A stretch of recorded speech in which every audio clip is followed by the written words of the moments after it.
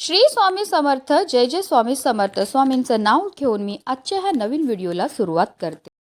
यंदा 1 फेब्रुवारी वार रविवार आणि या दिवशी आली आहे माघ पौर्णिमा.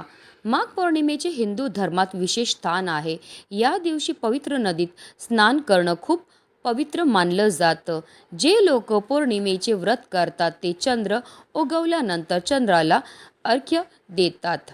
यावर्षी माघ पौर्णिमेला खास योग जुळून येत आहेत. या दिवशी रवी पुष्य योग आहे. पौर्णिमेच्या दिवशी योग्य पद्धतीने पूजा आणि व्रत केल्याने घरात सुख समृद्धी टिकून राहते. शास्त्रानुसार जेव्हा पौर्णिमा तिथी प्रदोष काळात येते तेव्हा त्या दिवशी पौर्णिमेचं व्रत केलं जातं. त्यामुळे 1 फेब्रुवारी रोजी माघ पौर्णिमेचं व्रत, स्नान आणि दानपुण्य केलं जाईल. विशेष म्हणजे या दिवशी रविवार आहे आणि पुष्य नक्षत्र असल्यामुळे रवी पुष्य योग नावाचा शुभ संयोग देखील तयार होत आहे. या दिवशी सकाळी 5:30 पासून ते सकाळी 7:09 शुभ मुहूर्त आहे. या काळात स्नानदानासाठी उत्तम आहे. माघ महिन्यातील पौर्णिमेला तेल, ब्लँकेट, वस्त्र, तूप, फळं आणि अन्न यासारख्या वस्तूंचे दान करणं शुभ मानले जाते. या दिवशी पितरांसाठी श्राद्ध कर्म देखील केले जातात.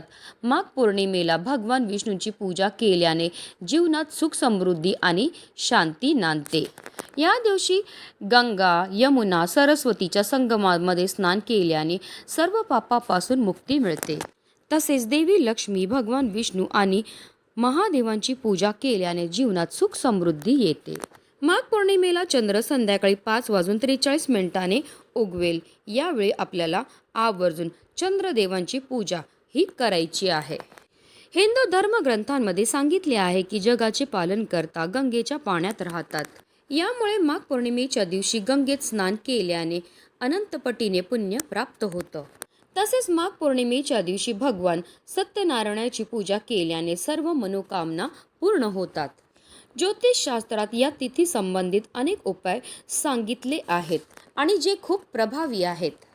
आणि म्हणूनच आज माघ पौर्णिमेच्या दिवशी तुम्ही काही नाही केलं तरीही चालेल, पण संध्याकाळी कापूर सोबत जाळा या 3 वस्तू. या वस्तू जाळल्यामुळे आपल्या घरामध्ये असणारी जेवढी पण नकारात्मकता, इडापिडा, ग्रहदोष, वास्तुदोष, पितृदोष तर नष्ट होणारच आहे, पण आपल्या 7 पिढ्यांचं दारिद्र्य नष्ट होऊन आपल्या घराची, आपल्या मुलांची, आपल्या पतीची भरभरून अशी प्रगती होणार. तर ती कोणत्या वस्तू जाळायच्यात, कोणत्या वेळेत जाळायच्यात त्याबद्दल सविस्तर आणि महत्त्वाची अशी माहिती मी तुम्हाला या व्हिडिओमध्ये देणार आहे. ते व्हिडिओ पूर्ण पहा आणि जर तुम्ही माझ्या चॅनलवर नवीन असतील तर चॅनलला सबस्क्राईब करा आणि शेजारी बेल आयकॉन सुद्धा प्रेस करा, जेणेकरून तुम्हाला माझ्या नवनवीन व्हिडिओचं नोटिफिकेशन हे मिळत राहील आणि तुम्ही एक पण व्हिडिओ मिस करणार नाही.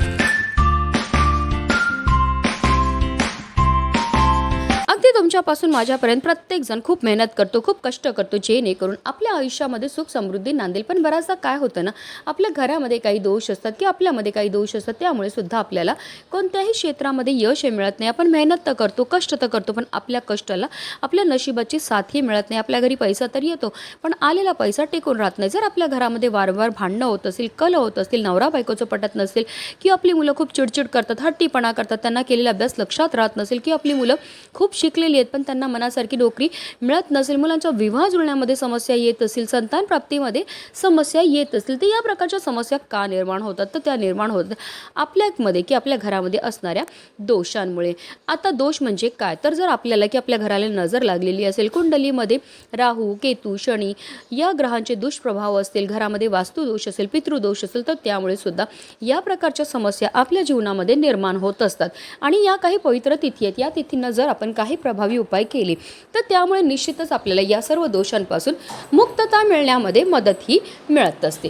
तर आता हा उपाय आपल्याला कधी करायचं? तर हा उपाय आपल्याला आज संध्याकाळी 6 वाजल्यापासून 7:30ची जी वेळ असते ती माता लक्ष्मीची आगमनाची वेळ असते आणि त्या वेळेमध्ये जर आपण काही प्रभावी उपाय केले तर त्यामुळे निश्चितच आपल्या घरामध्ये माता लक्ष्मीचं आगमन हे होणार आहे. पण आता काही कारणास्तव जर तुम्हाला या वेळेमध्ये हा उपाय करणं शक्य नाही झालं तर तुम्ही अगदी रात्री 12 वाजेपर्यंत सुद्धा हा उपाय जो आहे तो करू शकतात.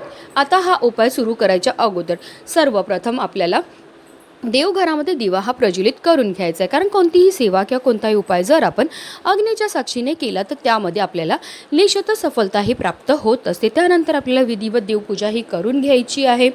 तुळशी मातेच्या इथे सुद्धा दिवा हा प्रज्वलित करून घ्यायचा आहे आणि त्यानंतर आपल्या घराचे सर्व दरवाजे आणि खिडक्या ज्या आहेत ते आपल्याला खोलायचे आहेत, कारण आपल्या घरामध्ये असणारी जेवढी पण नकारात्मकता, इडापिड आहे, अलक्ष्मी आहे, तिला आपल्याला घरातनं बाहेर काढून टाकायचं आहे।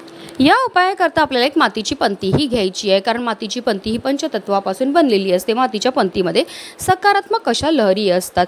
मातीच्या पंतीमध्ये आपल्याला एक शेणाची गौरीही टाकायची। शेणामध्ये साक्षात माता लक्ष्मी निवास करते आणि घरामध्ये शेण जाळल्यामुळे आपल्या घरामध्ये असणारी जेवढी पण नकारात्मकता, इडापिडा, दोष, अलक्ष्मी असते ती घरातनं काढता पाय करून निघून जाते। आता या शेणाच्या गौरीवर आपल्याला 5 भीमसेनी कापूरच्या वड्या ह्या ठेवायच्यात। मी प्रत्येक उपायामध्ये नेहमी सांगत असते की आवर्जून आपल्याला भीमसेनी कापूरच वापरायचे, कारण तो नैसर्गिकरित्या बनलेला असतो। त्याच्यामध्ये जे तत्व असतात ते आपल्यामध्ये आणि आपल्या घरामध्ये असणारी जेवढी पण नकारात्मकता, इडापिडा, ग्रहदोष, वास्तुदोष, पितृदोष दूर करण्याकरता अतिशय प्रभावी मानला जातो।